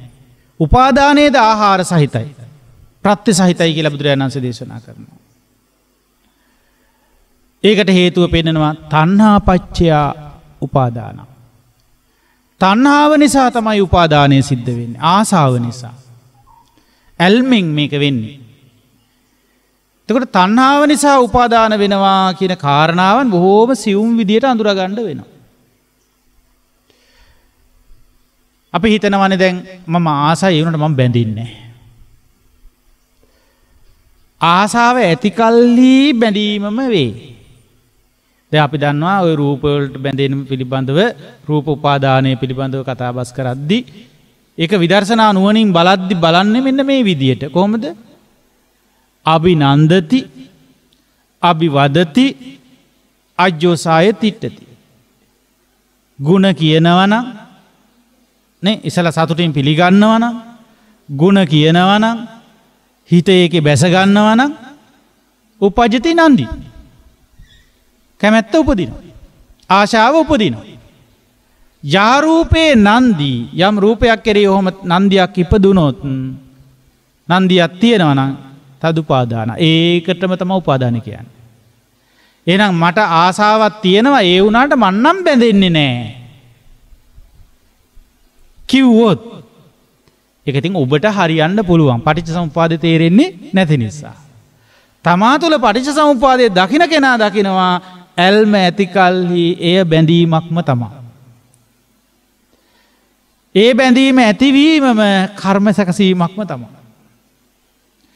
ඒ කර්ම සැකසීම කර්ම ශක්තිය සැකසෙනවා කියන්නේම උපාදන ශක්තිය නම් ජරා මරණය එතනම තමයි. එහෙම බලන ගැඹුරු ස්වභාවයක් මේකේ හැදෙන්න ඕනේ. එතකොට ඒ දකින ජරා මරණ වල විශේෂත්වයක් තියෙනවා. අපි ඔය යලි ඉපදිලා හැදෙන ජරා මරණ මට්ටමටම එන්න කලින් මෙතනම ජරා මරණ හැදෙන ගැටි දකින්න පුළුවන් නුවණක් එයා තුල වැඩෙන්න ගන්නවා. මේ විමසීම ගැඹුරු වෙන්න. පැහැදිලිද දන්නේ? එතකොට ඒක පැහැදිලි කරගන්න භාවනා වශයෙන් මේක වඩලා. ඉතින් තණ්හාව දක්වා අපි දැන් මේ කතාව ගෙනාවා. අපි බලමු ඊටු ටිකක්. තණ්හාව කියන්නේ අපිට තියෙනවා කාමයන්ට තණ්හා කරන ස්වභාවයක්. ජීවිතේ පවත්වා ගන්න තණ්හා කරන ස්වභාවයක් තියෙනවා. ඒ අතරතුරේ සමහර අයට නිවන් දකින්න පුදුම තණ්හාවක් තියෙනවා. මේ ඉක්මනට මන් නැති වෙන්න ඕනේ. කාවද නැති වෙන්න ඕනේ මාව. මට මාව නැති වෙ කරගන්න ඉක්මනට ඕනේ කියලා නැති වෙන්න පුදුම තණ්හාවක් ක්‍රියාත්මක වෙනවා. නැති වෙන්න ඕනේ කාවද? මාව. එතකොට නැතිගෙන්න ඕන කියන තැන ඉන්නේ කවුද? මම. ආයේ මම්ම හැදිලා ඒකේ. ඒ හින්දා ඒකත් තණ්හාවකටමයි අයිති. ඒ නිසා එහෙම තණ්හාවෙන් දඟලලා මේක ඉවර කරන්න බෑ. ඉතින් මේ තණ්හාව පිළිබඳව හොඳට විමසිලිපත්ව බලන්න ඕනේ. තණ්හාව විවිධ ආකාරවලින් තියෙන උපදින අවස්ථාවෙන් අපිට කියන්න බෑ. හිත ඇතුලේ සැඟවෙලා පවතින අවස්ථාවකුත් තියෙනවා මේ තණ්හාවේ. ඒ නිසා මේ අවස්ථා දෙකෙන්ම බලන්න ඕනේ තණ්හාව. දැන් උප්පජ්ජමානා උප්පජ්ජති, එත නිවිස්සමානා නිවිස්සති. පවතිනවා නම් පවතින තැනුත් බලා ගන්න ඕනේ. උපදිනවා නම් උපදින තැනුත් තණ්හාව බලා ගන්න ඕනේ. එහෙම තණ්හාව පිළිබඳ අධ්‍යයනයක් කරගෙන යනකොට විමසීමකට මගක් පෙන්නනවා මේ තණ්හාවද ආහාර සහිතයි. තණ්හාවද නිකන් ඇති වෙනවා නෙවෙයි. ආහාර නැතුව ඇති වෙනවා නෙවෙයි. තණ්හාවටත් ආහාරයක් තියෙනවා. ප්‍රත්‍ය තියෙනවා. කුමක් ප්‍රත්‍යෙන්ද තණ්හාවට ගන්නේ? විඳීම ප්‍රත්‍යෙන්, වේදනාව ප්‍රත්‍යෙන්. අපි ලබන වින්දනය නිසායි මේ තණ්හාව තියෙන්නේ. පැහැදිලිද කියන එක? ඒ වින්දනය කොයි විදිහටද ඒ අනුව තණ්හාව වෙනස් වෙනවා, ක්‍රියාත්මක වෙන විදිය. වින්දනය ලබන විදිහට සමහර අයට මේ කාමයන් කෙරෙහි තණ්හාවක් ඇති වෙනවා. වින්දනය ලැබෙන විදිහට තමන්ට පැවැත්මට තණ්හාවක් ඇති වෙනවා. කාමයන් කෙරෙහි බහුල වශයෙන් ලොකු තණ්හාවක් නැහැ. නමුත් තමන් පැවැත්ම කියන එක තියාගන්න ඕනේ. පැවැත්ම පිණිස යමක් කෙරෙන්න එපායි කියන තැන තණ්හාව ඉතුරු වෙනවා. ඊට පස්සේ අපි හිතමුකෝ මේ වින්දනය මහා විඳවීමක් බවට පත් වෙන වින්දනයක් කියලා. ඒ විඳවන්න ඇත්තමයි මට මේකෙන් නිදහස් වෙන්න කියන අර නොපවතින්න තියෙන තණ්හාව ක්‍රියාත්මක වෙනවා. ඒ කොහොම වෙතත් වින්දනයට අනුරූප විදිහටයි තණ්හාව වෙනස් වෙන්නේ. ඒ නිසා වේදනා පච්චය තණ්හා කියලා කියනවා. මේවා ටික විමසන්න ඕන. මොකද පටිච්ච සමුප්පාද විදිහට විමසනවා කියලා මේක කියන්නේ. සමහර අයගේ පටිච්ච සමුප්පාද කුසලයේ වැඩි. ඒ නිසා ධර්මය අවබෝධ කරද්දී ස්කන්ධ ධාතු ආයතන විමසනවට වඩා සමහර අය පටිච්චසමුප්පාද විදිහට විමසද්දී අවබෝධ කරනවා වැඩි. ඒගොල්ලන්ට කියන්නේ පටිච්චසමුප්පාද කුසල. ආයතන විදිහට විමසද්දී සමහර අයට කාවදිනවා වැඩි. ඒ ආයතන කුසල. සමහර අයට ස්කන්ධ විදිහට විමසනකොට කාවදිනවා වැඩි. ඒ ස්කන්ධ කුසල. සමහර අයට ඔය හේතම එහා ධාතු විදිහට විමසද්දී හොඳට ධාතු මනසිකාරයේ හිත එකලස් වෙනවා. පැහැදිලි වෙන්න බලනවා. ඒ ධාතු කුසල. පැහැදිලිද කියන එක? ඉතින් ඔන්න ඔය කුසල ශක්ති ටික ඇති කරගන්න කෙනා ඒ කුසලතාවයන් වර්ධනය කරගන්න කෙනා එයා පඬිතෙක් බවට පත් වෙනවා. බාලයෙක් නෙවෙයි. බාලයින්ට එන ප්‍රශ්න එයාට නැහැ. එයා විමසනවා මේ විදිහට. ආහාර සහිතව විමසනවා. ආහාර සහිතවයි මේ හැම දෙයක්ම වෙන්නේ කියලා විමසනවා. විමසද්දී ආහාරය එයා හොයා ගන්නවා. ඒ ආහාරයේ ඵලයක් වුණාන්ද ඊට කලින් තිබිච්ච ආහාරය මොකද්ද බලනවා. දැන් ඒ විදිහට මෙයා බලනවා විඳීම මොකද්ද කියලා. තිස්සෝ වේදනා. තුන් ආකාර වූ වේදනාවකට හසු වෙච්ච බව තමයි සත්ව කියලා කියන්නේ. තුන් ආකාර වූ විඳීමකට ඇලී ගිය බවට තමයි මේ සත්වයා කියලා කියන්නේ. ඒ තමයි සුඛ වේදනාව, දුක්ඛ වේදනා, අදුක්ඛම සුඛ වේදනා. ඉතින් ওই විදිහට වේදනාව බෙද බෙදා බලනවා. ඒ බලද්දි බුදුරජාණන් වහන්සේ එයාට විමසන්න මාර්ගය පෙන්නනවා වේදනාවත් ආහාර සහිතයි. නිකම් ඇති වෙනවා නෙවෙයි. ඒද ආහාරයකින් හටගන්නේ. මොකද්ද වේදනාවට ආහාරය? ඒ තමයි ස්පර්ශය. ස්පර්ශය නිසා තමයි වේදනාව හටගන්නේ. පස්ස පච්චය වේදනා. ස්පර්ශය නිසාවෙන් හටගන්න වේදනාව ස්පර්ශය නැති කල්ලි නැති වෙලා යනවා. ස්පර්ශය ආයි හටගන්නකොට වේදනාව හටගන්නවා. ස්පර්ශය නිරුද්ධ වෙනකොට නිරුද්ධ වෙනවා. එතකොට ස්පර්ශයටයි මේ වේදනාව ආйти මට නෙවෙයි කියලා බලන්න පුළුවන් වෙනවා. ඇයි වේදනාව තුල මම දකින්නවනේ නැත්තම් අවුලක් වෙනවනේ එතකොට. මට තියෙන වේදනාව මං විතරයි දන්නේ උඹලා එකෙකුටවත් තේරෙන්නේ නැහැ. මං විඳින වේදනාව දන්නේ මං විතරයි නේද? මං විඳ වේදනාව කියලා සින්දුව පටන් ගන්නවා. හැමදාම යන සින්දුව පටන් ගන්නවා ඊට පස්සේ. එතකොට වේදනාව කියන්නේ මම නෙවෙයි. මගේ නෙවෙයි. ස්පර්ශයේ වැඩ. ඒක ස්පර්ශයට බාර දෙන්න. මම බාර ගන්න යන්න එපා ඒක. එහෙම බෑ පටිච්චසමුපාදයේ අවබෝධ නැති කෙනාට මමමයි පේන්නේ එතන. ආමුදුරෝ නම් කියයි මං විඳින දුක gedරද? මං විඳින දුක මං විඳින වේදනාව දන්නේ මං විතරයි. ආමුදුරන්ට නම් මොකද? එහෙම බණ කියන ආමුදුරන්ටත් බයිඩ් සයිස් එකට එනවා එතකොට. වැඩිපුරම මේක අවධාරණය කරන්න කිව්වොත්. ඒකයි එහෙම බල කරලා මේක කරන්න බෑ. ඇයි ඒ බල කරන්න ගියාම මට බලයක් හම්බුණා කියලා නෙවෙයි ගන්නෙ. බලහත්කාරකම් කරන්න එනවා කියලා. වේදනාව දිහා බලන්න කියන්නේ භාග්‍යතුන් වහන්සේ ස්පර්ශය ආහාර කරගෙනයි මේක වේදනාව ඇති වෙන්නේ. අනාහාර ඇති වෙන එකක් නෙවෙයි. ආහාරයකින් තොරව ඇති වෙන දෙයක් නෙමෙයි. මේ වේදනාව පෝෂණය වෙන්නේ ස්පර්ශයෙන්. බලන්න ඒ ටික තේරුම් ගත්තත් සෑහෙන ඉවසීමක් ඇති කරගත්තා. ප්‍රශ්නේ තියෙන්නේ වේදනාව වැඩි වෙනකොට අමතක වෙනවා. මොකද්ද? මේක ස්පර්ශයේ වැඩක් කියලා. නෑ මේක මමනේ විඳින්නේ දැන්. මට මෙහෙම විඳින්න උනේ ආරාහවලා නිසා. ආරයා නිසා මෙයා නිසා. නෑ ස්පර්ශය නිසා මේක උනේ. පැහැදිලිද? එතකොට අන්න පටිච්චසමුපාදයේ දන්න කෙනා අර ගස්ඨන වලට යනවා වෙනුවට විමසීමටම යනවා. ඒ නිසා ආර්ය න්‍යායට ගැලපෙන්න කල්පනා කරනවා. ඊට පස්සේ බුදුරජාණන් වහන්සේ මෙයාගේ ස්පර්ශ බලනකොට ස්පර්ශ විමසනකොට එයාට ස්පර්ශ ආයතන හසු වෙනවා. ආයතන කියන ආහාරය නිසා තමයි ස්පර්ශයන්ට ලක් වෙන්නේ. ආයතන 6ක් තියෙන නිසා ස්පර්ශයට ආහාරය මේ ෂඩ් ආයතන කියලා පෙන්නනවා. සලායතන කියන වචනේ තමයි තියෙන්නේ. සලායතන පච්චය පස්සු. ආයතනය වලට හේතුව එහෙනම් අපි හොයන්න ඕනේ. ස්පර්ශයට හේතුව ආයතනය. මොකද්ද? ඇස කියන ආයතනය තුල ස්පර්ශයක් තියෙනවා. කන කියන ආයතනය තුල ස්පර්ශයක් තියෙනවා. නාසය කියන ආයතනය තුල ස්පර්ශයක් තියෙනවා. දිවේ ස්පර්ශයක් තියෙනවා. කයේ ස්පර්ශයක් තියෙනවා. මනසේ ස්පර්ශයක් තියෙනවා. මෙන්න මේ ආයතන හයේ සිදුවෙන ස්පර්ශය නිසාවෙන් තමයි අපි වින්දනයටපත් වෙන්නේ, විඳවීමටපත් වෙන්නේ.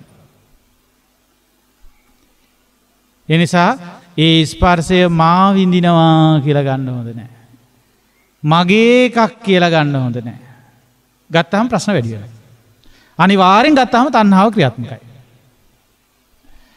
ස්පර්ශයක් හැටියට අවබෝධ කළොත්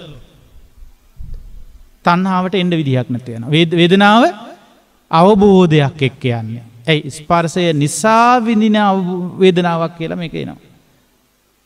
ඒ විඳීම ස්පර්ශ ප්‍රත්‍යයට ගැළපීලා තියෙන හැටි අවබෝධ වෙන්න තණ්හාවට උපදින්න විදිහක් නැති වෙලා යනවා. පැහැදිලිද කියන්නේ? ඉතින් මේවා මෙහෙම කතා කරාට නම් වෙන්නේ නැහැ. දැන් කතා කරාම හරි කියලා හිතෙනවනේ. කතාව යනකොට නම් හරි වගේ තමයි. බණ ටික ඇහිගෙන යනකොට නම් ඇත්තමයි මේක තමයි හරි. එතන තමයි මම ඉන් පස්සේ නම් එහෙම ඉන්නවා. ආයෙනම් මගේ ජීවිතේට මං මේ අවුල ඇති කරගන්නේ නැහැ කියලාම හිතෙනවා. එහෙම තේරෙන ගතියක් මේ බණට එන්න පුළුවන්. ආවට ඒ අවබෝධ වෙලා ওই ස්පර්ශ නිරුද්ධ වෙලා හැම නෙවෙයි. මොකද ස්පර්ශ නිරෝධයට අවශ්‍ය කරන්නේ මොකද්ද? සලායතන නිරෝධයක් අවශ්‍යයි. ආය ආයතන ක්‍රියාත්මක වෙනකොට ඊට අනුව ස්පර්ශ හැදෙනකොට ඊට අනුව විඳීම් වෙනකොට අපේ තණ්හාව ඊට අනුව ක්‍රියාත්මකයි. පැහැදිලිද? ඒ තණ්හාවේ ස්වභාවය මත ඇලෙනවා, බැඳෙනවා. ඒක නවත්තන්න බෑ. එතකොට ඒ ආයතන පිළිබඳව විමසලා බලනකොට මේ විදිහට ආයතන 6ක ක්‍රියාවලිය අඳුර ගන්නට වෙනවා. ඊළඟට බුදුරජාණන් වහන්සේ දේශනා කරන මේ ආයතන වලට හේතුව ප්‍රත්‍යක් තියෙනවා. ආහාරයක් තියෙනවා. ආහාර නැතුව නෙවෙයි. ආයතන වලට ආහාර වෙන්නේ නාම රූප. බුදුරජාණන් වහන්සේ පෙන්නන නාම රූප පත්‍ය සලආයතන. එතකොට එයාට මොකක්ද අවශ්‍ය කරන්නේ එහෙනම්? නාම රූප කියන්නේ මොකක්ද කියලා තේරුම් ගන්න වෙනවා. එතකොට මේ රූප ධර්ම සතර මහා ධාතු නිසා ඉපදිච්ච දේ රූප හැටියට ගන්නවා කියනවා. නාම හැටියට සූත්‍ර පිටකය තුල අපිට පෙන්නනවා සංඥා, වේදනා, චේතනා, පස්ස, මනසිකාර කියලා 5. ඒ 5 මුල් කරගෙන ඒක එකතු වෙනවා මොකක් එකතර රූප ධර්මයේ එක්ක. එතකොට නාම රූප බැඳීමක් එකට ක්‍රියාත්මක වෙනවා. ඒ ක්‍රියාත්මක වීමට ආයතනයක් ගොඩනගනවා. ඒ ක්‍රියාත්මක වීම තුළ හැදෙන්නේ ආයතනය. ඒ නාම රූප ක්‍රියාවලිය ක්‍රියාත්මක වෙනවා දකින්න තියෙන ආයතනකින්. නාම රූප ඇතිකල්ලි ආයතනෙ වේ. සලආයතන වේ. දැන් ඇස කියන එක තෝරාගෙන මේ නාම රූප ක්‍රියාත්මක වෙන මොහොතට ඇසේ නාම රූප ක්‍රියාකාරීත්වය දකින්න පුළුවන්. ඒ වගේම කන, නාසය, දිව, ශරීරයේ මන කියන මේ තේරම නාම රූප ක්‍රියාකාරීත්වයක් නිසා හටගන්නේ. ඊළඟට බුදුරජාණන් වහන්සේ පෙන්නනවා මේ නාම රූප නිකන් ඇති වෙන්නක් නෙවෙයි. නාම රූප ඇති වෙන්නේ කුමක් ඇති කල්හිද? ඒකට ආහාරයක් තියෙනවා. ඒ ආහාරය පෙන්නනවා විඥාන ආහාරය. විඥානය කියන එක ආහාර කරගෙන තමයි නාම රූප හටගන්නේ. බුදුරජාණන් වහන්සේ පෙන්නනවා ඒ නාම රූප සකස් වෙන්නේ විඥානය කියන දැනීම ඇති කල්හි.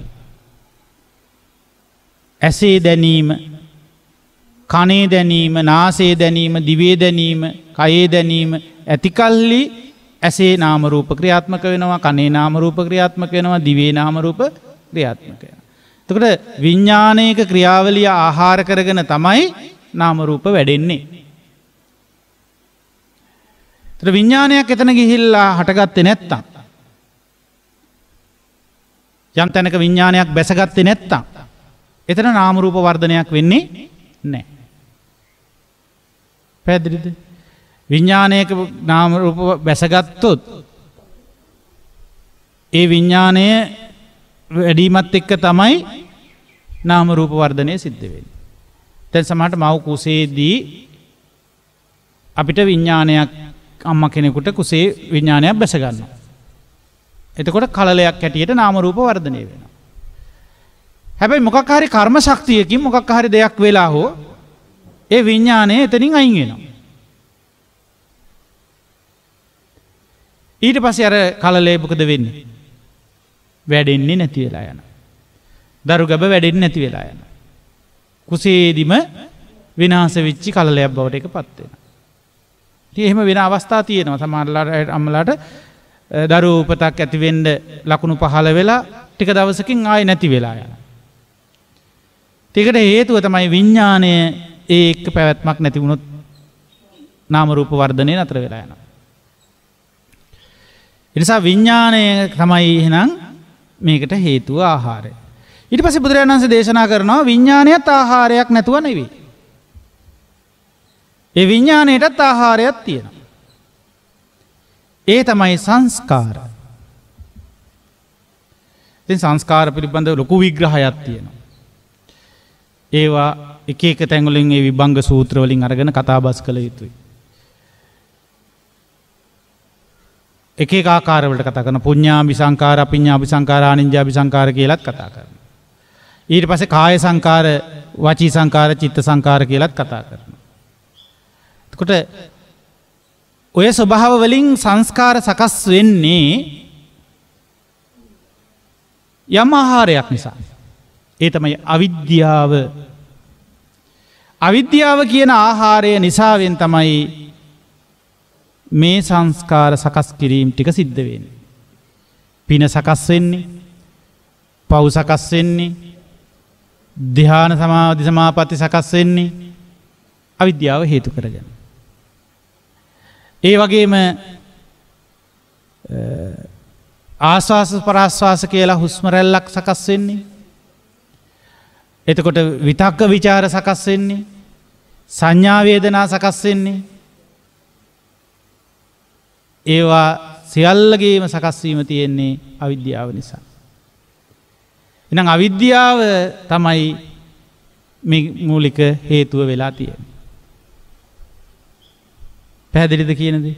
ඒතර අවිද්‍යාව හේතු කරගෙන, අවිද්‍යාව ආහාර කරගෙන, අවිද්‍යාව ප්‍රත්‍ය කරගෙන සංස්කාර හැදෙනවා. සංස්කාර නිසා විඥාන හැදෙනවා. විඥාන නිසා නාම රූප හැදෙනවා. මේ විදිහට මුල ඉඳලා විමසගෙන ආවහම අපිට ටිකක් මේක වදින ගතියක් එනවා. අවිද්‍යාව ඉඳලා එහාට විමසගෙන ගියාට වඩා. ඒ ටික ටික අපේ ප්‍රශ්නේ කතා කරන බවක් දැනෙනවනේ ඒකේ. අපිට අදාළකමක් ඒකේ දැනෙන්න ගන්නවනේ. ඉතින් මට දැන් පළවෙනි දේශනාවේදී මෙතනින් නවත්තන්න වෙනවා. දැන් අපේ කාලය ඉක්මවා යනවා. හැබැයි මම ඊළඟ මේත් එක්කම කරන අද දවසේ කරන ඊළඟ දේශනාවේදී මම මෙතන සිට තවත් ඉදිරියට විමසීමක් කරනවා. ඒ තමයි අපි ඊගාවට බුදුරජාණන් වහන්සේ පෙන්නනවා අවිද්‍යාවද ආහාර සහිතයි. අවිද්‍යාවට ආහාර නැත්තේ නෑ. අවිද්‍යාවටද ආහාරයක් තියෙනවා. ඒක කුමක්ද කියලා විමසන්න ඕන. ඔන්න එතකොට අවිද්‍යාව නැති කරගන්න පුළුවන් ඒ ආහාර නැති කළා නම්.